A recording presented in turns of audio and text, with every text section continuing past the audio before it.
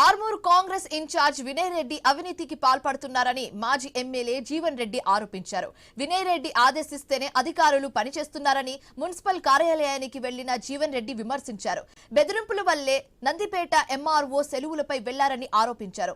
Congress BJP మధ్య ఫెవికాల్ బంధం ఉందని విమర్శించారు. ఢిల్లీలో కోట్లాడి గల్లీలో దోస్తి చేస్తున్నారని మండిపడ్డారు. అలాగే ఆర్మూర్ మున్సిపాలిటీలో జరుగుతున్న అవకతవకలను పింక్ బుక్ లో నమోదు చేస్తానని జీవన్ రెడ్డి వార్నింగ్ ఇచ్చారు.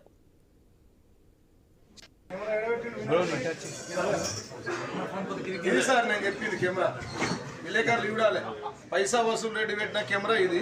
దీని నుంచి కనెక్షన్ ఆయన ఫోన్కున్నది. ఆయన నేను ఫోన్ ద్వారా పర్యవేక్షిస్తున్నాను. నేను ఈ పైసా వసూలు రెడ్డిని అడుగుతున్నా, ఎందుకు పర్యవేక్షిస్తావు? నువ్వు కౌన్సిలర్వా, కార్పొరేటర్వా, చైర్మన్వా, లేదంటే ఏం జాబ్?